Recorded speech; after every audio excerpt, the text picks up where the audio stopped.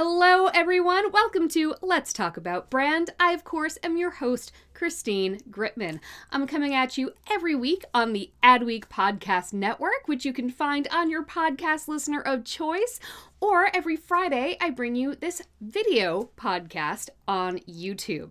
Very excited about today's guest. Today's guest is actually somebody who I first interviewed as part of my job at Social Media Pulse because we needed to find experts on storytelling. And of course, when I think storytelling, one of the first names that comes to mind is Park Howell. His business is the business of story. And take a wild guess what we're going to talk about today. We're going to talk about your brand story. What your brand story is, how you can come up with your brand story, how you can convey your brand story, even just the importance of brand story. So without any further ado, let's bring on Park. Hello, Park. How are you today?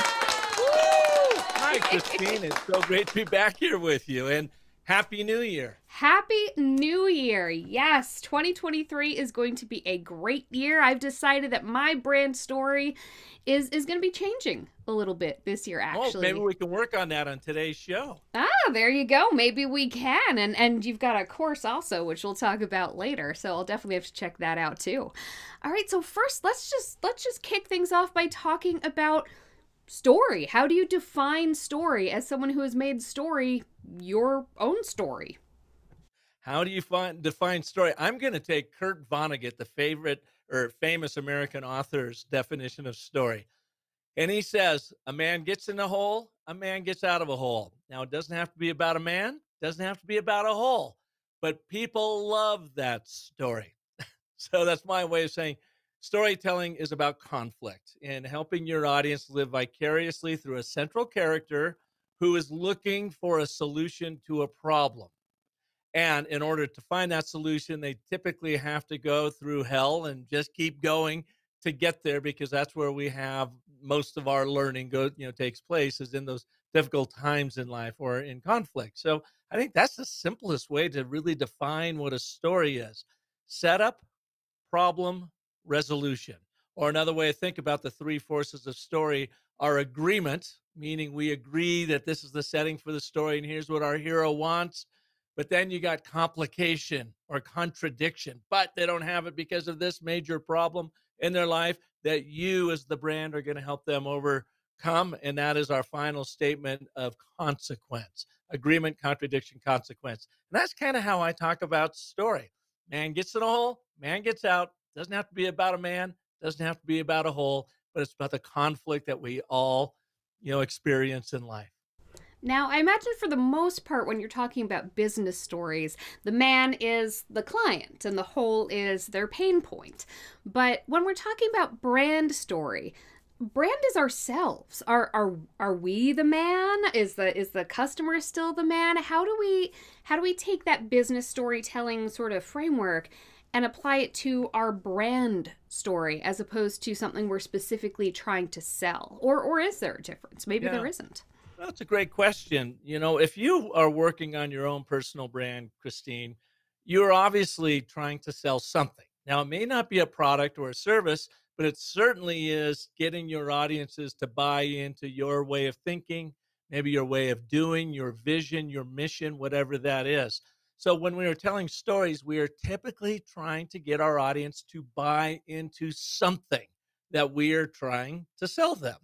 I really like, by the way, I need to point out something you said in there. You didn't say to buy something. You said to buy into something. Absolutely. That my ears perked up right there when we're talking about brand. All right, I actually want to go down that path for a minute. Buy-in. Let's do it. Go for it. So, yeah, to your point, when you're thinking about selling something or getting someone to buy something, it's typically commoditized thinking. Meaning I probably have to have the best price point, which of course erodes my margin. I'm thinking like a commodity out there, which is kind of actually scarcity thinking on your part, because you're like, oh man, I gotta remove as much of this cost as possible to get people to buy it. But when you're trying to get someone to buy into something, that in is so important because they're buying into the emotion, they're buying into the ethos, or maybe the best way to say it, the beliefs and values that your product or service, your vision or mission represent in their life as well as yours. So, when you are creating a brand story or over an overarching brand narrative, I like to think what Jeff Bezos says about a brand. He describes a brand and he says it's a brand is what people say about you when you're not in the room. I want to change that just a little bit. I think a brand is the stories people tell themselves about you when you're not in the room. And if you don't control that narrative, if you don't control that brand story from their perspective, then they are going to make up a story about you. And it's probably not the story that you want them thinking relative to who you are, what you stand for, and how you are different and therefore better than the competition out there. That's a really good point, because if you don't tell the story, then one of two things happens. Either there isn't a story, you're not in their heads, in which case you don't really have a brand, at least not Yeah. insofar as those people are concerned. Or the stories, I mean, on some level, the stories that they tell about you in their own heads are going to be influenced by them, by their own perceptions, their own beliefs, their own perspective.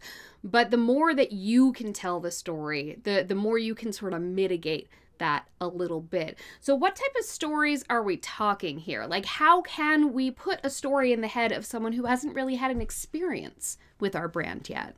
Well, it's interesting you bring that up, and I will then point to the very first book I wrote, and it's kind of a textbook on this whole thing called Brand Bewitchery, and it focuses on my 10-step story cycle system, which is a process that is absolutely inspired by Joseph Campbell and the hero's journey. Joseph Campbell being America's foremost mythologist, the hero's journey being that 12 to 17 step monomyth that he found pervasive in all the great stories that we've told ourselves from the very beginning of time.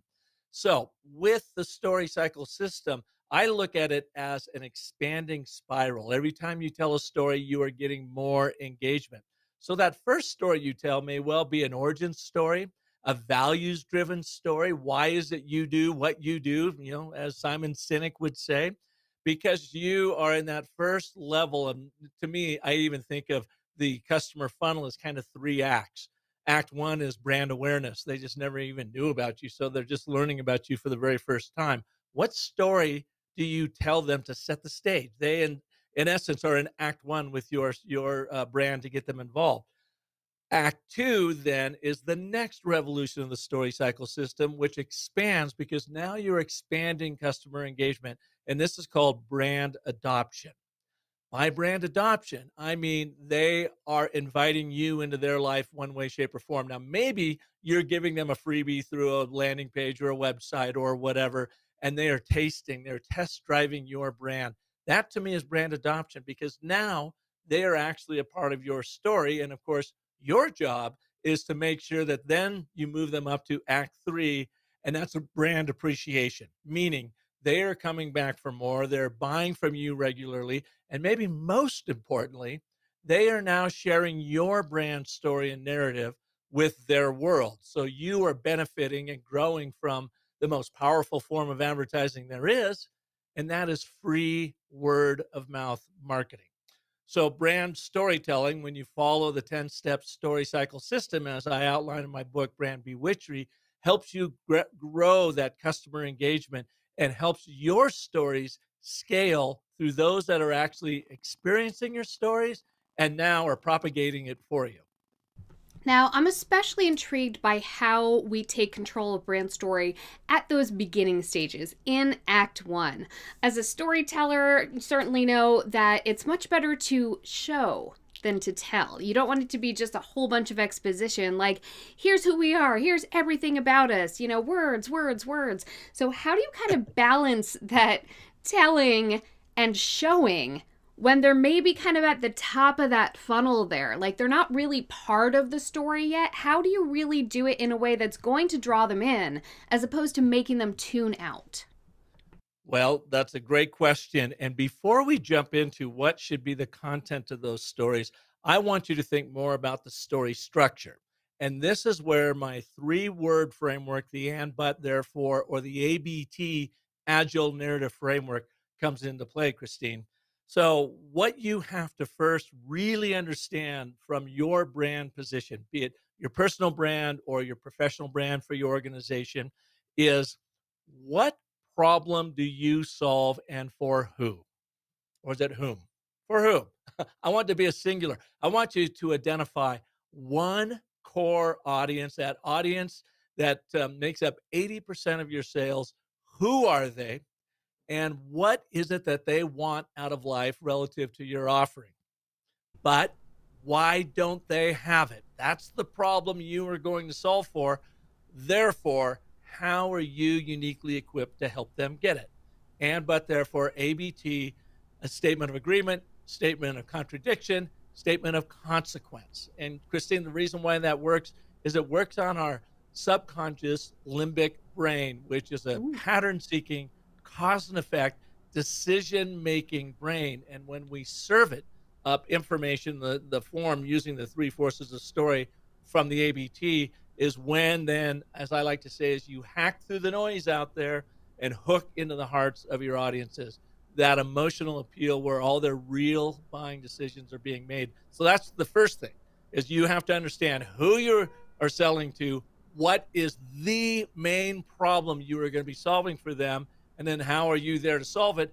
Once you get that understanding down, then the stories start flowing naturally, because all you're going to do is show them or illustrate that problem and how you can help them overcome it. Well, what if you're kind of at the beginning and you're still figuring out who you serve? Like, let's say, I think a lot of people sort of come at it at the beginning from what they want to sell or what they want to be doing. Maybe it Yeah. takes them a second to get into that, okay, but where's the market for this? Yeah. You know, if we're telling the story of the man and the man is our client, you know, how do we know who that man even is or what his story is? How do we get their stories so we can put that into our and but therefore story? Well, of course, research, research, research. You're going to ask yourself, all right, who is my number one audience? You're going to make some assumptions there, and you may not be correct with those assumptions, but that's okay, because that is a step forward.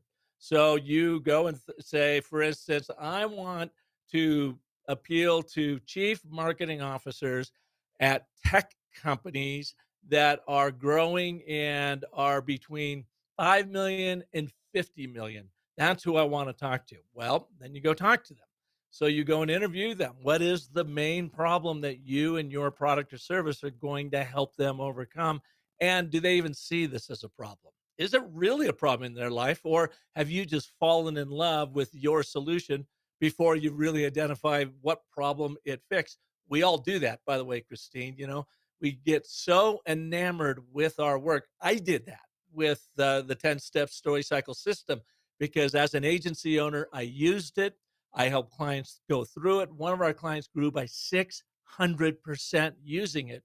And I was so enamored by it, I thought, well, I'll just teach everyone how to use it and they can do it on their own, only to find out that they couldn't do it on their own, that they needed a guide to help take them through it.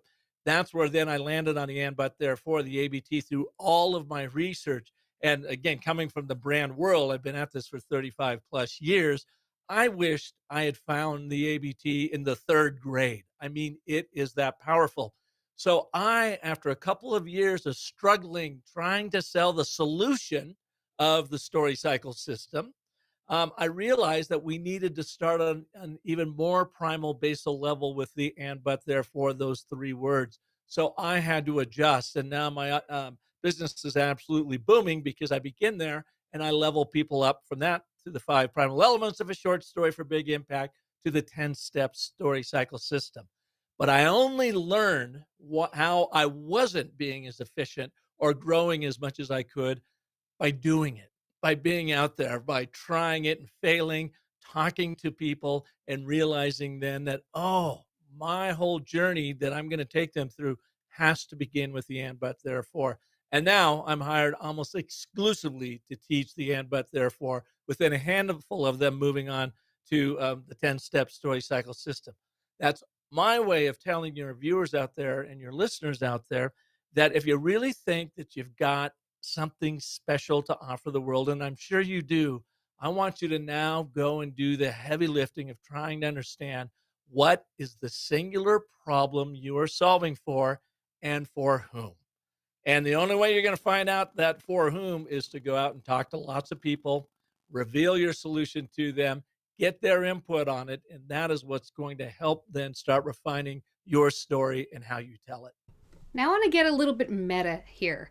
You mentioned how you came up with your system. You knew it would help people because it had helped you, it had helped your clients, and you put it out there and they weren't able to action it on their own. There was a but there. You had to discover the but. What was the but? What do people struggle with when they're crystallizing their brand story? What's the but? Their but. All right. I'm going to thank you for setting that up. You have an important brand story to tell, and it's important to be heard so that you can grow lifelong customers. But it's not being heard because it's confusing.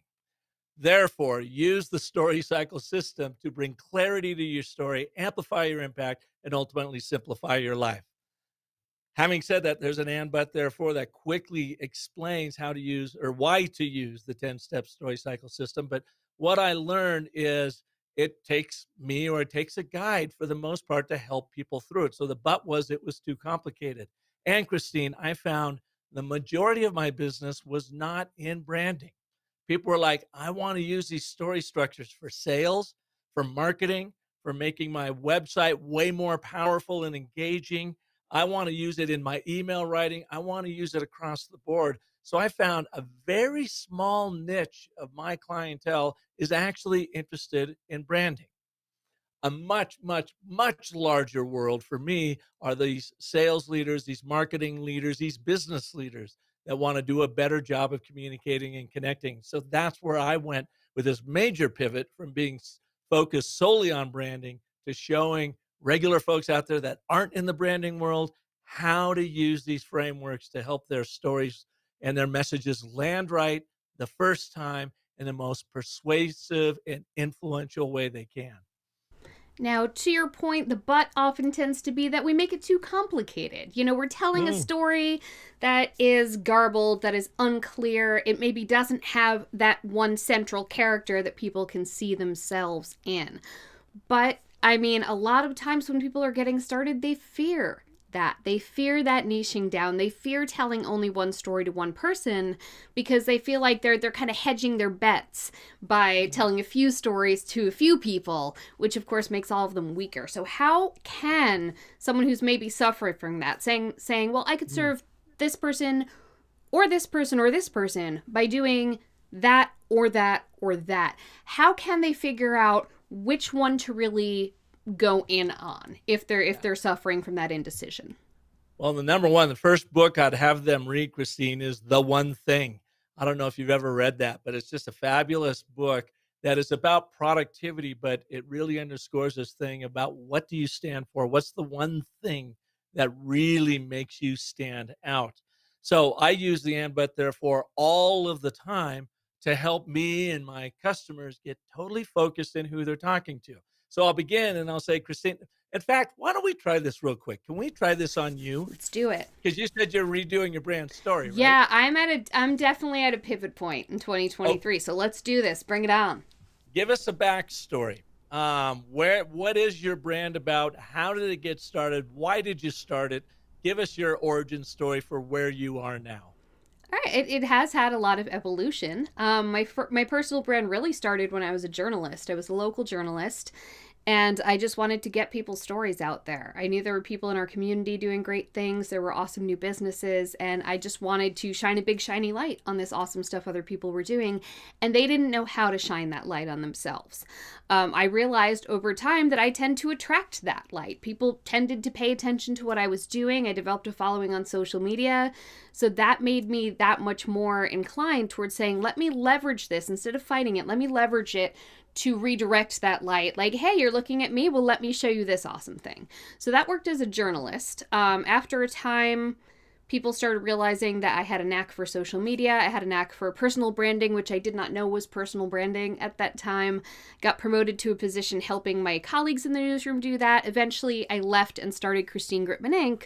to directly help small local businesses It started doing social media for small local businesses. It moved to teaching small local businesses how to do it better for themselves. It then moved towards helping professionals, including fellow social media strategists, how to market themselves, how to put their own personal brand forward in a bigger, bolder way, instead of staying behind the scenes and only doing it for their clients. Because, of course, the cobbler's children have no shoes. That shift towards personal branding happened because people started really noticing, or I started noticing that people were noticing that my personal brand was a thing. And they were like, you should teach that. You know, that's what you're best at. You should do that. People need it. And so what I'm shifting towards now is I'm hoping to bring that to companies, because we're reaching a point where the old school way of thinking of you don't want your employees having personal brands because then they could leave you is giving away towards companies now realizing, oh, there are thought leaders in their industry. There always will be. What if our executives are the thought leaders in the industry? What if our company has these smart people? What if we rock out, we're the company that knows what we're talking about because look at these people we have, and putting them forward. So that's what I'm moving towards now. What I'm moving towards now is that it is beneficial for companies to develop their own thought leaders internally. And so helping them figure out how to do that. So your background then as a journalist, and as you said, you shine the light on things and you go, hey, this is working pretty good. Let me shine the light on small businesses. Hey, this is working pretty good. Let me show you how to shine the light on you through social media. Now you are expanding your brand. And is your brand Christine Gritmon? Is there another name to it, or is it just it's you? It's me. Okay. And now you are taking everything you've learned how to do this into larger companies and say, let's build out the personal / professional brands of those individuals that are key to your success so that you can build more thought leadership in an industry and therefore then benefit from that as a brand, saying, oh, they must be a go-to because they have 2 or 3 of these thought leaders in this one particular area. That's what you're saying. Mm-hmm. So when you were talking about revamping your brand story, what were you thinking? Where was your head going? You mean the transition I'm about to be kind of making happen? Why you're going to rebrand it? Is it going to be like a whole new website redo, retelling of your story in a different way? I mean, what did you have in mind in your rebrand? Yeah, I mean, it's gonna focus more on me as a speaker, really. And a big part of that is, part of it is that I'm ready to step up and do the work with people who are going to do the work.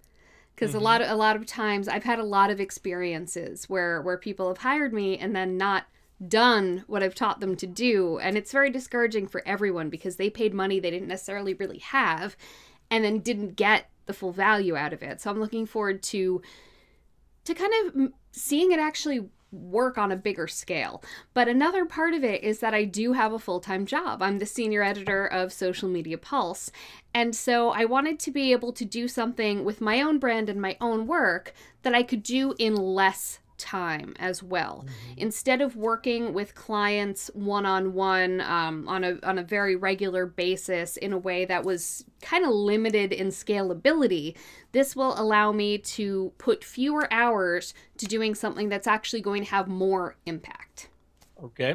Totally makes sense. In fewer hours, more impact in an already slammed life. Yeah. All right. So now this is where the ABT comes in. I'm going to ask you then, and you have the benefit of already being in business yourself, so you're not like a startup, but it's the same questions a startup should be asking themselves anyways. So you said 2 things to me I thought was interesting. You're going to help build out these personal brands inside for thought leadership in companies, and you want to be a speaker. Now they can go hand in hand. They will. But what I want to know is in your new brand, who is your number one audience? Is it the people that are going to hire you to come in and work inside their organizations? Or is your number one audience people putting on opportunities for you to speak at? It's going to be people. It's interesting because first, at the beginning of this, I'm focusing on people who give me opportunities for places to speak at, where I will be in front of people who will then bring me in to talk to their companies about this. That's what I want. That's what you want. Okay, how would you identify that particular audience that you need to talk to? It's an event producer of sorts, right? That's the category. Yeah, that's the first audience, but my ultimate target, the people I really want to talk to, are the people who can bring me into the companies. The people who can that bring are me into the sitting in. companies and have me speak to their people about why they need to be doing and what they need to be doing. So would that be HR? Would it be a CMO? Would it be a sales enablement? Would it be the CEO? Who would that be that you need to get in front of where they say, we need Christine in here now? That is a very good question. Yeah, so that's what I want you to think about. So let's say it's the chief. Let's just for this exercise, Mhm. let's say it's the chief marketing officer. All Even though right. that he or she may well be, a couple steps down from the top, but you got to have a lieutenant inside that says, we need to bring her in because it's going to help round out our marketing. I mean, this is why you're Yeah. doing it, right? To build these influencers internally to marketing. So let's say it's a chief marketing officer, and what do they want out of having their C-suite be able to be influencers? What is it that Yeah. they want relative to their personal slash professional life to make this happen? They want brand recognition. I So they, mean, that's already what they're doing with marketing. They want their product, their company, their service to be known, trusted, respected, and hopefully they also know that the best way to do that is through people and relationships and being known, and having their people be known is the best way to have the brand be known. They also want to okay. attract better people. And so that's going to help with attracting and retaining top talent, right? Yeah, So, generally it's about the company reputation more than anything okay. else. And I'm looking down, folks, because I'm making notes here. Is this CMO, do you have a size of company that they need to be working in that would make sense to bring you into? Is this a Fortune 500, Fortune 1000? Are they doing 10 million a year plus? Is there a particular industry that you would really like to go after? I'm definitely still in the research phase on that one, Hmm. but I am looking big because I feel like bigger companies are more likely to invest in that sort of thing. They sort of Hmm. have a larger operational structure oftentimes Yeah. that allows for things like professional development. I've worked for, Fortune 100 company that had really great professional development resources, and I've worked for companies that have not had that. So really Right. the level of company that, although there are smaller companies that also have professional development resources. So really I think that's more what I'm going for rather than company size. It's more about the operational structure that incorporates things like professional development, if that makes sense. Yeah, it does. And then I would ask you to quantify that even that much more if you Yeah. could. And so I might say, all right, so you're really talking about a company doing on average 50 million a year in revenue and above and growing. And it could be 20 to 30 or 40, but let's just grab one of those. So you are a chief marketing officer of a $50 million enterprise, and you know if you can build the reputation around the brand through the thought leadership of your team, then you will have that 10 times growth experience you're looking for, something like that. So Mm-hmm. what we're doing, this is our and statement of agreement. You're going to Got name it. your audience. You are the and you're going to use the pronoun you. Yeah. It's about you, your audience, not you, me, you know what I'm Yep. saying? I'm telling So your story, CMO. I'm not telling Christine's story. I'm telling your story. Got it. exactly. And it's just like you've got a big smile on your face and you're sitting down across from them and you're saying, look at Sally. You are an incredible chief marketing officer of this company that has amazing potential for growth. And if you could just get your C suite thought leaders involved in your marketing, then you could have the impact you seek without additional budget Yeah. because you're not having to buy a bunch more ads. They're going to be putting them out there. But you're not having that impact right now because all of the brains in the C-suite are silent and they are not helping you develop your brand story. Therefore, make those C-suite, your C-suite colleagues, sought after thought leaders in your industry to build trust and reputation around your brand by bringing me in to help you, take you through my 9-step platform on personal brand building in the professional environment. Something they're like already smart. They're already experts. We just need to make them visible. you want to, yeah. So even that's as you do these ABTs, now you start drilling down to even more specific. So I might even throw that in there too. You are a dynamic CMO of a fast growing company. And if you could just leverage the brilliance of your C-suite, then you will have an amazing impact on your brand, reputation, trust building, and so forth. But you're not getting that benefit right now because your C-suite hasn't been taught how to build their own personal brand and share it with the world in relation to. Therefore, shine the light on their brilliance while building your brand through my proven program to do bam, ba-dum, ba-dum, ba-dum. So you can Love see it. that how it keeps evolving, right? Yes. And statement of agreement. You are really smart. And if you just did this, then this would be great. But you're not having this impact because of this major problem here. Therefore, picture what tomorrow's going to look like when you are shining the light. And I would use that shine the light because that's kind of something that's come along with you. Yes. And the brilliance of your team through my proven program for personal and professional brand building. I love it. You have the best people. You have brilliant people who are doing incredible things, but nobody knows how incredible your people are because all of that brilliance, it's great that it's being funneled towards your product, but nobody knows. I love that. And what you just did there, Christine, is you took my longer, more convoluted ABT where they all start, because you got to start getting your thoughts down on paper and then you bring them back. You did what we call a conversational ABT that is very short, sweet, to the point, but what you're doing is really highlighting that singular problem you're solving for. You have brilliant people, but nobody is benefiting from their brilliance. Therefore, let's bring their brilliance to the world through my sense, in that case, then your singular theme is around brilliance. How can I shine the light on the brilliance of your team? That's kind of pretty smart. It could be kind of a fun little tagline thing to build off of. I could. Gritmon, I love it. Shining the light on the brilliance of your team. Ooh. So we're taking your old brand story and we're now advancing it, moving it forward into this new world of speaking and then working in the personal, professional brand development inside companies 50 million and above. I love it. You just did my marketing for the year. Thank you. But that's the brilliance of the and, but, therefore. And in fact, for your listeners and viewers, guess what?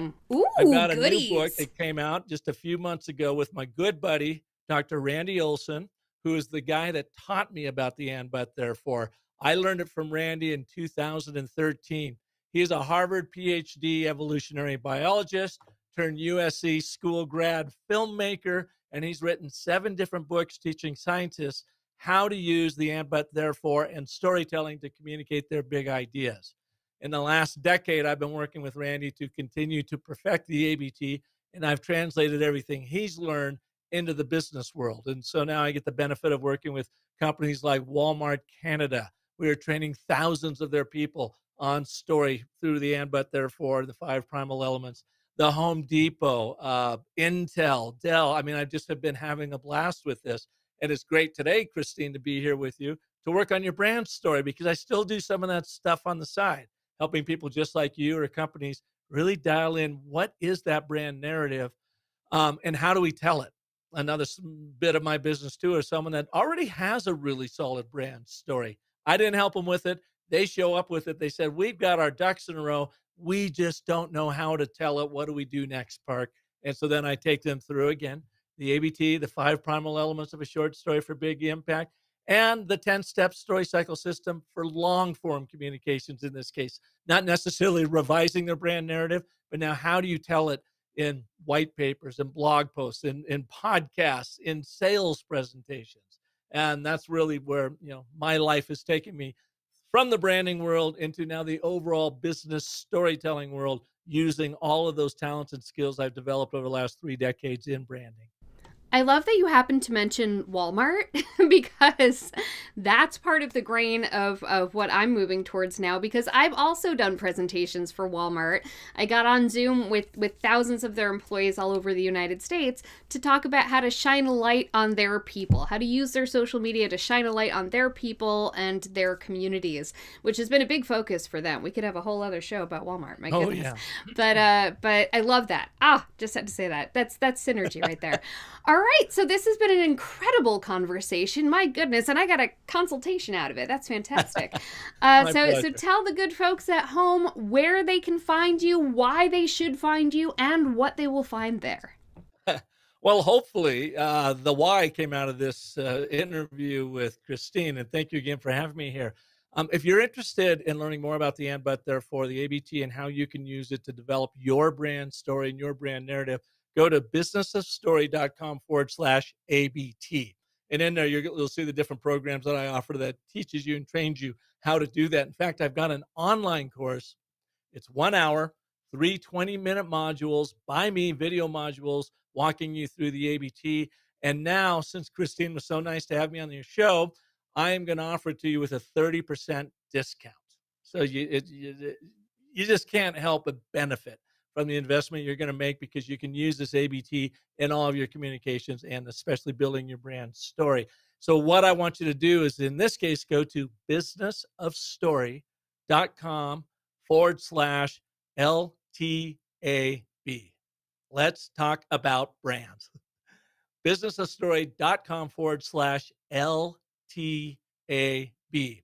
Go there. There'll be a link for you and a passcode, so you can go in, start taking the ABTs of Agile Communications, save 30% on it. And of course, while you're there, you can even download a free copy of the Narrative Gym for Business. That will be your little 75-page guide that'll help you craft and tell more compelling stories using the and, but, therefore. Oh my goodness, I love it. Thank you so much, Park, for being here today and for bringing so much value. I love that you gave us something that anyone can use right away to clarify their brand story right now. Absolutely. And here's the last thing, Christine. When people go through the course, they will be writing their ABTs as they go through. It's a very hands-on, doable thing. And I invite them to email me their first ABTs, and I will give them coaching via email on here's where it's working, here's where it could be stronger, here's what to think about. So they'll get free added value inside coaching from me too when they share with me their ABT. Well, you know I'm going to be doing that. So prepare to hear from me, Park. Well, I want to hear how your ABT comes together now that you and I kind of work through it a little bit. You will. Thank you so much for being here today. Oh, thank you, and happy 2023, Christine. Amen. And thank you for being here today as well, whether you joined us today on the Adweek Podcast Network. If you did, please be sure to subscribe to Let's Talk About Brand and leave a review if you've enjoyed it. Or if you've joined us on YouTube for the video podcast, thanks for joining us here as well. And again, be sure to subscribe. Thanks so much, and I'll see you next week when I'm back with another very smart guest expert talking about an element of branding. Bye.